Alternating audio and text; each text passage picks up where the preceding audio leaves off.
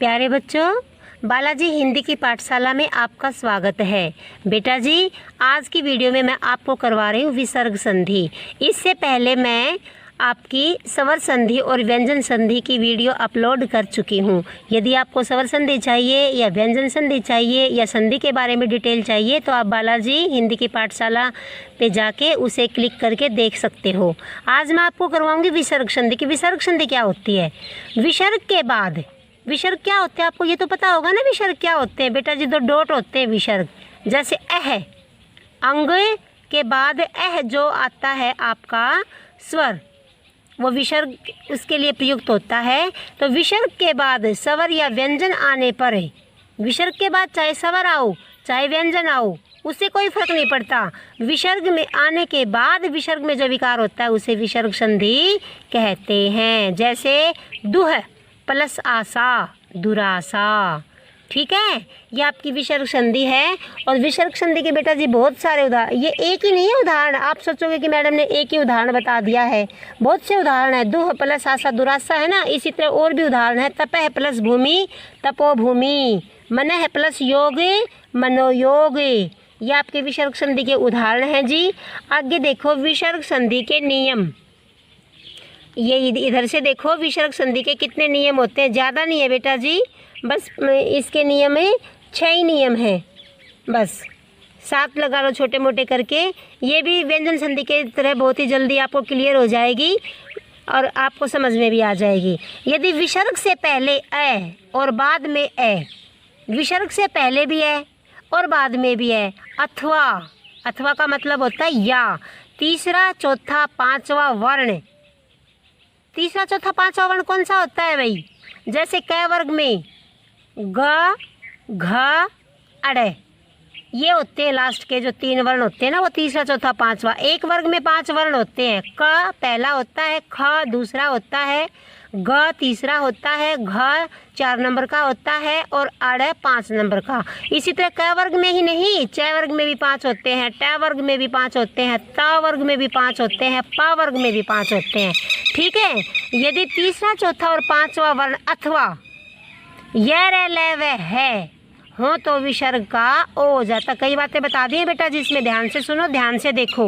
विसर्ग से पहले हो, बाद में हो, या किसी भी वर्ग का तीसरा चौथा पांचवा वर्ण हो, या फिर ये अंतस्थ वर्ण ना य र ल व ये हो, या फिर है हो, इतने सारे यदि वर्ण हो तो विसर्ग का ओ हो जाता है। मैं सारों के उदाहरण बोलूँगी बेटा एक एक, आप इसको ध्यान से सुनना। वैसे मैंने लिखे 2-3 हैं, बोल दूँगी मैं ओरली सबके बोल दूँगी। मुझे ध्यान है कि इसका किसका कहाँ क्या होता है। ठीक है, तो आप इसको ध्यान से सुनो। मनः प्लस अनुकूल, मनोनुकूल। देखो भाई ऐसे का हुआ है ना तो ओ हो गया। मनः प्लस हरे, मनोहर। ये बताया था ना विसर्ग के बाद है आ जाए तो मनोहर हो गया ना। अधः प्लस गति, वैसे बोल रही हूँ, लिख नहीं रखा है। आधा के बाद गए आ गया भाई, गए अधोगति। ये कहा था ना वर्ण का यदि तीसरा चौथा पांचवा, गए कौन सा वर्ण है? तीसरा, तो अधोगति है। तपह प्लस भूमि, भय भी कौन सा है? पैप है, भ चौथा वर्ण है भाई, तो तपोभूमि ओ हो गया ना। पय प्लस द, पयोद। द का देखो भाई द था ना, य के बाद पय, य में है, के बाद यदि द तीसरा वर्ण आया तो उसका ओ हो गया है। पय प्लस धन। ऐसे बहुत सारे उदाहरण है बेटा जी, एक नहीं है। मनः प्लस योग, मनोयोग। मनः प्लस हर, मनोहर। तपह प्लस बल, तपोबल।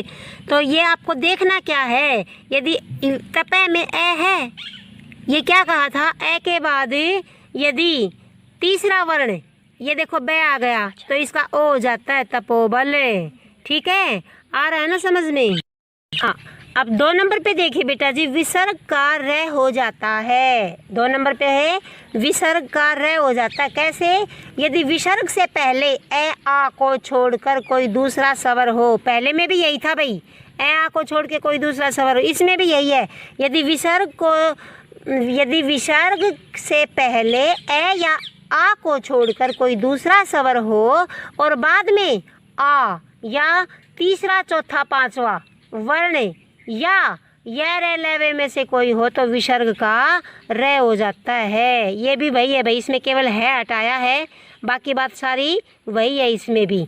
तो फिर विसर्ग का रे कैसे हो जाता है भाई, देखो नी प्लस धन, विसर्ग का रे हो गया निर्धन। वैसे तो निधन होता है ना ये निधन, लेकिन विसर्ग का क्या हो गया रे, ये ध के ऊपर रे लग गया है। बही प्लस मुख बहिर्मुख है ना, ये देखो विसर्ग का बहिर्मुख हो। ऐसे बहुत सारे उदाहरण है बेटा जी। दुह प्लस जन दुर्जने, निय प्लस धारण निर्धारण निर्धारण, दुह प्लस उपयोग दुरुपयोग, बही प्लस मुख बहिर्मुख।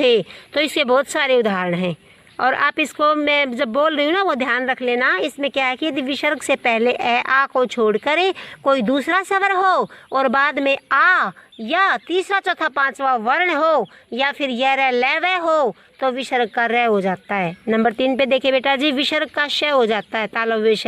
कैसे हो जाता है सुन लो इसको भी। यदि विसर्ग से पहले, ये विसर्ग है, विसर्ग से पहले कोई स्वर हो, कोई स्वर हो, अब ए की कोई भी वो कंडीशन नहीं लगी है भाई, कोई भी स्वर हो विसर्ग से पहले कोई भी स्वर हो और बाद में क्या हो च छ हो या फिर श हो तो विसर्ग का श ही हो जाता है। विसर्ग से पहले कोई भी स्वर हो और फिर विसर्ग के बाद चाहे तो च हो चाहे छ हो चाहे ये वाला श हो, तो कुछ भी हो क्या हो जाता है, ये वाला श हो जाता है बेटा जी। नि प्लस छल निश्चल, दु प्लस चरित्र दुश्चरित्र, नि प्लस चिंत निश्चिंत और दु प्लस शासन स है ना, उसमें दुशासन हो जाता है। ध्यान से सुनना बेटा, बहुत ही समझने की चीज़ है, पूरी लाइफ में काम आने वाली चीज़ है। ये नहीं है कि संधि आपको 12th तक आ गई आगो आपको काम ही नहीं है। यदि आप किसी भी जॉब के लिए कंपटीशन परीक्षा में बैठोगे ना तो संधि आपसे पूछी ही जाती है और एक बार आपको संधि समझ में आ जाएगी ना, अच्छे से सीख लोगे तो आपको बार बार इसे सीखने की ज़रूरत नहीं पड़ेगी। और इतना शॉर्टकट, इतना आसान और एक एक चीज़ को पता नहीं मैंने कितनी जगह से इसको इकट्ठा कर करके आपको समझाने की कोशिश की है। तो इस वीडियो को पूरा देखें और ध्यान से समझें। नंबर 4 पे देखो विसर्ग का स हो जाता है। ये दूसरा स आ गया बेटा मूर्धन्य। कैसे हो जाता है भाई विसर्ग का स?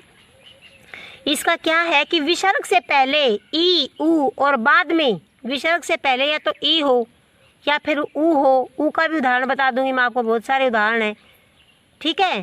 तो यदि विसर्ग से पहले ई ऊ और बाद में क ख ट ठ प फ में से, इसका मतलब क्या है, क ख का मतलब क्या है पहला और दूसरा, ठीक है। च छ का मतलब क्या है पहला और दूसरा वर्ण।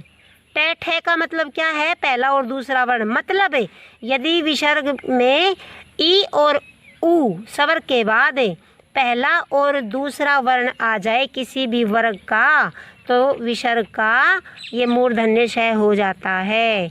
जैसे नि प्लस कपट निष्कपट, नि प्लस कंटक निष्कंटक, धनु प्लस टंकार, ये ऊ का उदाहरण आ गया बेटा जी। धनु प्लस टंकार धनुष टंकार, ठीक है। ऐसे नि प्लस फल निष्फल। 5 नंबर पे देखिए बेटा जी, विसर्ग का श हो जाता है। कौन सा स हो जाता है? हो जाता है विसर्ग का स हो जाता है। कौन सा स है? ये देखो भाई दंतस्य स है। इसमें क्या बताएंगे हमें, यदि विसर्ग के बाद यदि तय या स हो तो विसर्ग का स हो जाता है। पे देखिए बेटा जी, विसर्ग का लोप हो जाता है। कैसे हो जाता है? इसका एक ही बस नियम है छोटा सा, यदि विसर्ग के बाद र आ जाए ना तो विसर्ग का लोप हो जाता है। और बेटा जी जो छोटी की मात्रा है ना ये वाली, ये बड़ी हो जाती है, बस यही इसका नियम है। नि प्लस रोग निरोग, आ गया समझ में। नि प्लस रस नीरस, ठीक है ना, ये रहा नीरस। तो ये 6 नंबर का बिल्कुल आसान है। 7 नंबर पे क्या है, विसर्ग में परिवर्तन न होना। कई जगह ऐसा भी होता है जहाँ परिवर्तन नहीं होता। जैसे यदि विसर्ग से पूर्व ए हो और बाद में या तो क हो या प हो तो विसर्ग में परिवर्तन नहीं होता। दो ही बात है भाई, विसर्ग से पहले तो ए हो, देखो प्रातः में ए है ना ए, और फिर ये देखो इसमें भी ए है, यहाँ पे क है, और यदि प भी हो ना तो वहाँ परिवर्तन नहीं होता। प्रातः प्लस काल प्रातः काल, अंत प्लस करण अंतःकरण, ठीक है। तो यहाँ पे विसर्ग का परिवर्तन नहीं होता। ये है बेटा जी आपकी विसर्ग संधि। मैंने बड़े ही आसान तरीके से आपको करवा दिया है। देखो वीडियो को तो आपको पूरा देखना ही पड़ेगा यदि आप संधि समझना चाहते हैं तो। है टाइम तो लगाना ही पड़ता है हर चीज़ के लिए। और आपको यदि मेरी ये वीडियो पसंद आई हो तो प्लीज़ बेटा जी इस वीडियो को लाइक करना, शेयर करना और मेरे चैनल को बालाजी हिंदी की पाठशाला सब्सक्राइब करना। वीडियो को पूरा देखने के लिए आपका बहुत बहुत धन्यवाद। विसर्ग के बाद ये देखो भाई, नमः प्लस ते नमस्ते, ये विसर्ग है। इसके बाद ये तय है तो तय का ये वाला स हो गया। ये विसर्ग है, इसके बाद ये दंतस्य स है तो इसका भी ये दंतस्य वाला स ही हो जाएगा। ये 5 नंबर का आपका उदाहरण है। ये तो बिल्कुल आसान है, सबसे आसान है कि विसर्ग के बाद यदि तय हो या फिर ये स हो तो ये दंतस्य स ही हो जाता है। बहुत सारे उदाहरण, दुह प्लस तर दुस्तरे, दुह प्लस साहस दुस्साहस। ठीक है। और अब 6 नंबर का देखिए बेटा जी।